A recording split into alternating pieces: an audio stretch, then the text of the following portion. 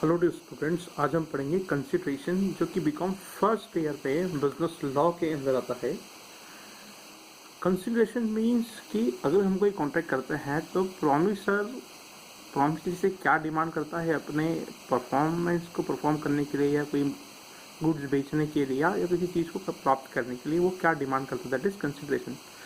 इसका मीनिंग समझते हैं। कंसिडरेशन कंसिस्ट ऑफ प्रोमिसेस और performance. Consideration consist of promises और परफॉर्मेंस, या तो कोई प्रॉमिस करना, कोई कार्य करने का, या कोई चीज़ को परफॉर्म करना, कुछ चीज़ें बेचना, कुछ चीज़ खरीदना, कुछ डिलीवर सर्विस प्रोवाइड करवाना, anything. Consideration consist of promises और performance that the parties to a contract exchange with each other, जो दोनों से एक्सचेंज करते हैं। फॉर एग्जाम्पल, एक म्यूजिशियन है और एक थिएटर का ऑनर है। अब वो थिएटर का ऑनर है, वो चाहता है, या फॉर एग्जांपल एक बैंड है और एक होटल है, होटल का मालिक है। ठीक, अब वो होटल का मालिक चाहता है कि कोई उसके होटल में बैंड बजाए या अपना बैंड का परफॉर्मेंस दे। तो दोनों के बीच में एग्रीमेंट हुआ, होटल ओनर के बीच में और एक बैंड के बीच में।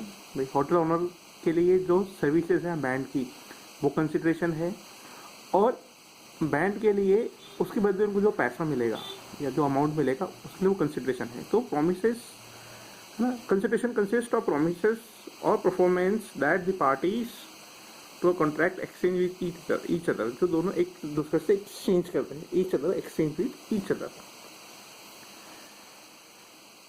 ये चीज़ है। और इसे हम शॉर्ट फॉर्म में कहते हैं समथिंग फॉर समथिंग, कुछ काम करने के लिए कुछ चीज़ें मिलना, something for something. For example, मैंने अपना फ़ोन बेचा 5000 रुपीज़ में, I will get the 5000 rupees, और जिसको बेचा उसको फ़ोन मिला। समथिंग फॉर समथिंग, फ़ोन के बदले पैसा, पैसे के बदले phone, that is something for something. Consideration का मतलब तो आप समझ गए होंगे कि भाई कोई कार्य करने के लिए कुछ पैसा देना, वो होता है कंसिडरेशन, या किसी कोई परफॉर्म करने के लिए या कोई प्रॉमिस करने के लिए कंसिडरेशन। आगे हम पढ़ते हैं लीगल रूल्स ऑफ कंसिडरेशन, कि कंसिडरेशन के लीगल रूल्स क्या होते हैं। तो सबसे पहला जो है कि consideration must be at the desire of the promiser। जो consideration must be at the desire of the promiser के डिजायर पे कंसिडरेशन होना चाहिए। ये प्रॉमिसर कौन? जो एक प्रॉमिसी होता है, एक प्रॉमिसर होता है। जैसे कि एक एम्प्लॉयर होता है, एक एम्प्लॉय होता है। प्रॉमिसर सपोज एक हम एग्जांपल लेते हैं यहाँ पर, एक ट्यूशन क्लास है, कोई भी ले लें, एलन ले लें या आकाश ले लें, कोई से भी आप क्लास ले लें। ये क्लास का ऑनर है और एक टीचर है। फॉर एग्जांपल एक बायोलॉजी टीचर है, या फॉर एग्जांपल हाँ एक बायोलॉजी टीचर है। अब जो क्लास का ऑनर है बायोलॉजी टीचर से प्रॉमिस, एक कॉन्ट्रैक्ट करता है कि आप मेरी क्लास में आके बायोलॉजी सब्जेक्ट पढ़ाओगे, तो उसके बदले में हम आपको कुछ सैलरी देंगे या कुछ अमाउंट देंगे। तो यहाँ पर एग्रीमेंट हुआ प्रॉमिसर और प्रॉमिसी। प्रॉमिसर कौन हुआ? क्लास का ऑनर, और प्रॉमिसी हुआ वो बायोलॉजी टीचर। अब जैसे हमने कहा कि consideration must B eight the desire of the promiser, promiser के डिजायर की कंसिडरेशन होती है। मतलब प्रॉमिसर की क्या डिजायर है?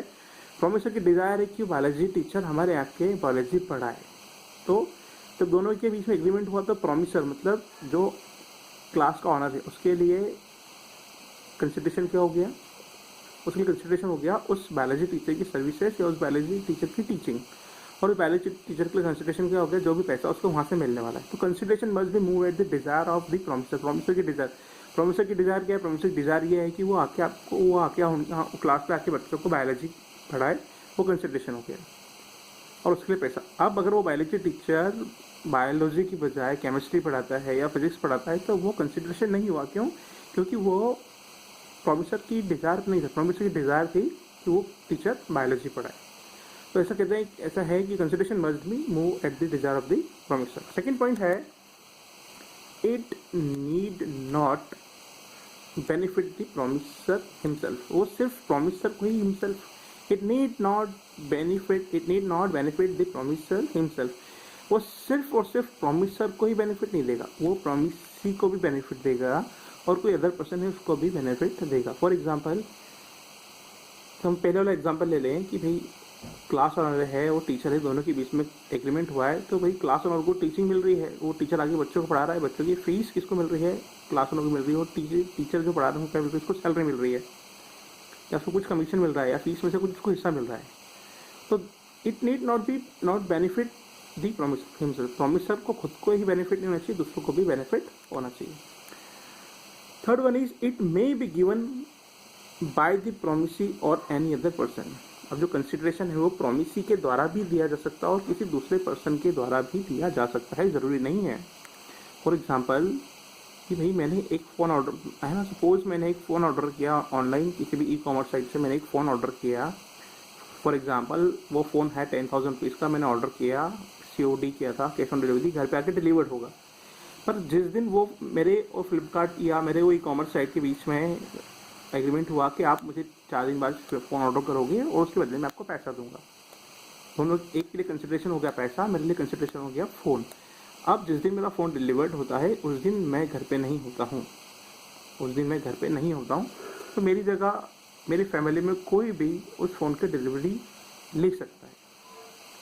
तो इसलिए कहा है कि consideration it may be given by the promise और एनी अदर पर्सन, या तो मेरे द्वारा पैसे दे दिए जाएं या किसी और के द्वारा या थर्ड पार्टी के द्वारा भी हम पैसा दे सकते हैं। That is the consideration. Now come to the fourth point, consideration में भी पॉजिटिव और नेगेटिव। कंसिडरेशन पॉजिटिव भी होता है और नेगेटिव होता है। आप समझ लीजिए पॉजिटिव नेगेटिव क्या चीज़ है। कंसिडरेशन मीन्स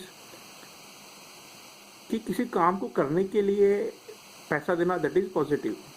भाई मैंने कहा कि भाई मेरा एक कुरियर कर दो, या मेरी एक बाइक आप वहाँ पर ड्रॉप कर दो, या मेरी कार आपको एक सिटी से दूसरी सिटी में ड्रॉप कर देंगे, उसका पैसा ले लो, तो that is positive consideration. Negative पता, नेगेटिव कंसिडरेशन मीन्स कि कोई पैसा देता है या कोई कुछ प्रॉमिस करता है या परफॉर्म करता है किसी चीज़ को ना करने के लिए, किसी चीज़ को नहीं करने के लिए पैसा। फॉर एग्जाम्पल कि भाई मैं एक होटल है मेरा और मैं चाहता हूँ कि ये जो बैंड है ये वहाँ जाके परफॉर्म ना करे, या मैं किसी व्यक्ति को कोई काम करने के लिए रोकता हूँ कि भाई आप ये काम मत करो, उसके बदले आपको पैसा दूंगा, तो वो क्या कहलाता है, दैट इज नेगेटिव। किसी काम को ना करने के लिए पैसा देना नेगेटिव कंसिडरेशन में, किसी काम को करने के लिए पैसा देना पॉजिटिव कंसिडरेशन।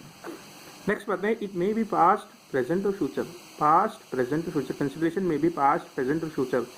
अब पास्ट कैसे होगा, सपोज कि मेरी कोई पुरानी चीज़ गुम गई है और मैंने कहा कि भाई जो मुझे उस चीज़ को, मेरी कोई चीज़ 1 महीने 1.5 महीने पहले गुम गई है और मेरे लिए बहुत कीमती है, मैंने कहा कि भाई जो मुझे उस चीज़ को ला के देगा मैं उसको कुछ पैसा दूंगा या कुछ अमाउंट, एक जो भी एग्जैक्ट है जो भी मैंने डिक्लेयर किया वो अमाउंट दूंगा। तो भाई वो चीज़ तो मेरी पास्ट में गुम ही है, राइट, और मैंने अभी ला के देगा वो मुझे, तो वह पास्ट का है।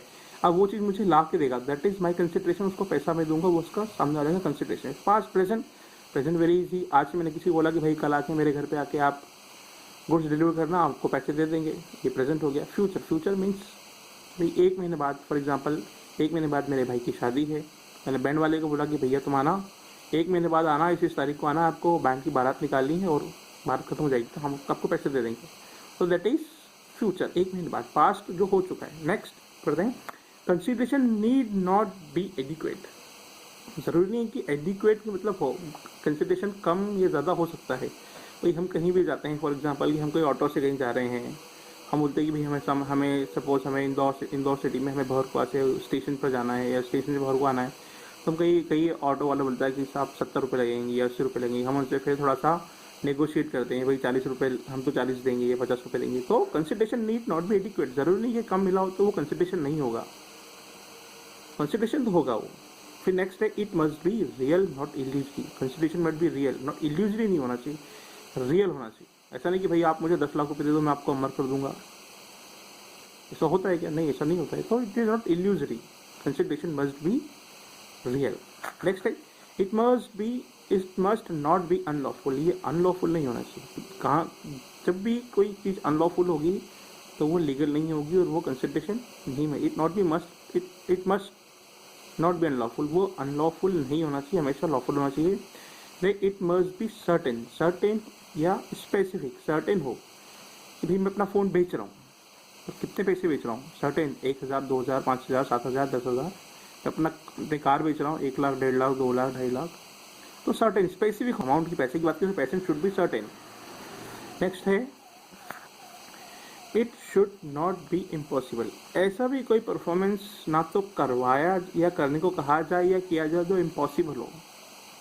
भाई ऐसा कोई गुड्स हम डिलीवर या बेचने नहीं जा सकते हैं जो ऑलरेडी डिस्ट्रॉय हो चुका हो, या हम किसी ऐसे व्यक्ति के साथ आप पर वो एग्रीमेंट करने का कह रहे हैं जो भाई जिसकी डेथ हो चुकी हो। ऐसा भी कोई काम ना तो किया जाए ना करवाया जाए जो इम्पॉसिबल हो, तो वो कंसिडरेशन नहीं माना जाएगा।